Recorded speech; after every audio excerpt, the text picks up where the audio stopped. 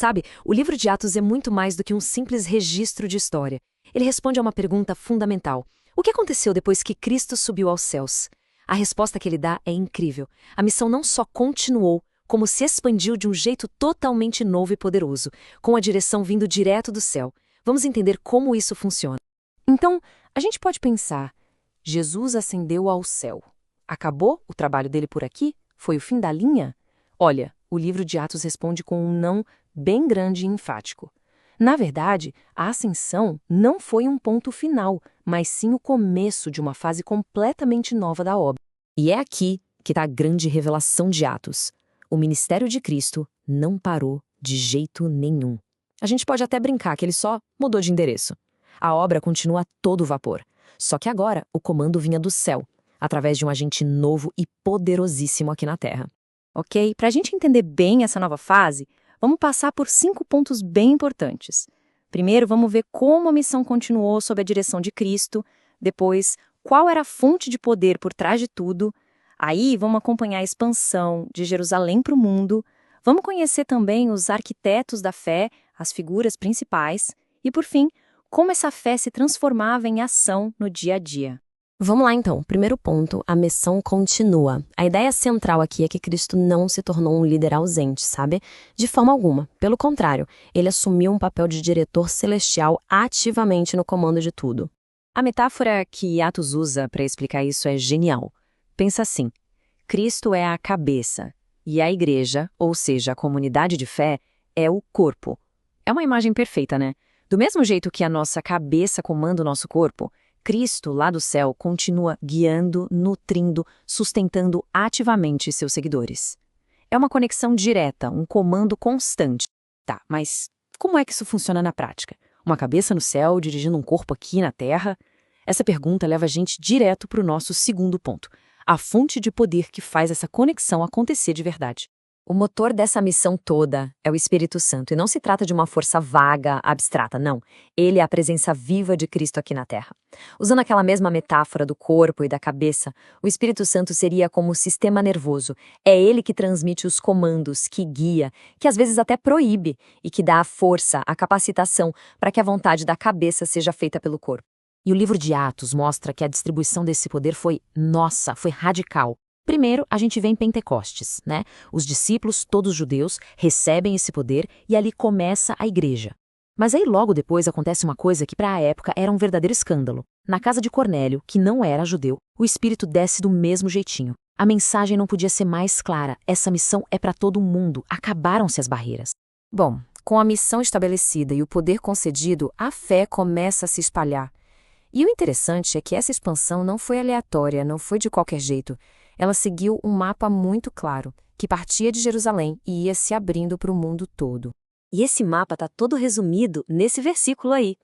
É incrível como uma única frase, dita por Cristo um pouquinho antes de subir aos céus, funciona como um índice de todo o livro de Atos.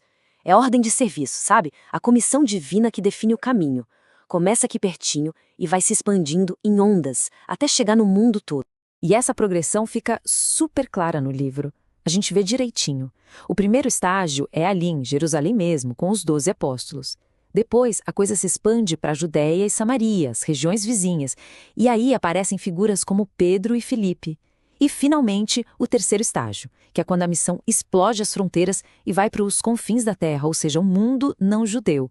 E quem são os protagonistas aí? Principalmente Paulo e Barnabé. É um crescimento passo a passo, totalmente direcionado. E já que falamos neles, vamos focar um pouco nessas figuras-chave. Atos dá um destaque enorme para 2 gigantes, Pedro e Paulo. E o mais legal é que eles não faziam a mesma coisa. Os papéis deles eram diferentes, mas se completavam perfeitamente. Dá para dizer que eles foram os 2 grandes arquitetos da fé. Olha só que interessante a diferença entre eles. Pedro é o pioneiro. A gente pode pensar nele como o lançador de redes. É ele que vai na frente, guiado pelo Espírito, e abre a porta do reino, primeiro para os judeus e depois, o momento-chave, para os não-judeus. Já o Paulo, ele é o sábio construtor. A missão dele era passar por essas portas que Pedro abriu e construir, edificar, organizar, firmar os fundamentos da doutrina nas novas igrejas. É como se um abrisse a picada na mata e o outro viesse atrás construindo a estrada pavimentada. E a história de Paulo, especificamente, é uma coisa de cinema, né? Começa com aquela conversão super dramática na estrada para Damasco. Depois, ele embarca em viagens missionárias incansáveis, fundando igrejas por todo lugar. E no fim, até mesmo a prisão dele em Roma, no coração do império, serviu a um propósito. Foi de lá que ele escreveu cartas que não só fortaleceram a fé na época, mas que se tornaram a base de boa parte da teologia cristã que conhecemos hoje. Bom, falamos dos líderes, dos apóstolos, mas e as pessoas comuns? E os outros crentes? Como é que essa fé aparecia no dia a dia delas? O livro de Atos deixa bem claro que não era uma fé de ficar parado, só acreditando. Era uma fé que se transformava em ação, em responsabilidades bem práticas. Dá pra gente ver pelo menos 5 pilares dessa fé em ação. Primeiro, a responsabilidade de testemunhar, de contar o que viram e ouviram. Segundo, proclamar o evangelho com ousadia, sem medo. Terceiro, ensinar, para edificar e fortalecer a comunidade. Quarto, e isso era muito real, enfrentar perseguição e oposição sem desistir. E por último, influenciar a sociedade, ser luz e sal no mundo. Era uma fé completa. E olha só como a gente volta para aquele versículo lá do comecinho. Ele amarra tudo. O poder do Espírito Santo não era só para uma experiência pessoal, mística. Não! Ele foi dado com um propósito muito claro: capacitar o testemunho. O poder tinha uma missão, uma tarefa a ser cumprida. Então, se tivéssemos que resumir a grande mensagem de Atos em uma frase, seria esta: a fé não é uma crença passiva, é muito mais. É uma parceria, uma cooperação ativa, diária, com o Espírito Santo para continuar a missão que Cristo começou. Não é sobre sentar e esperar, é sobre levantar e agir.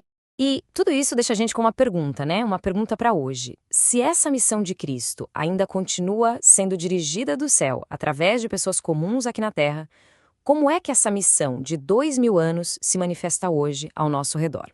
Porque, no fundo, a história de Atos nunca teve um ponto final. Ela continua sendo escrita, capítulo por capítulo, até hoje.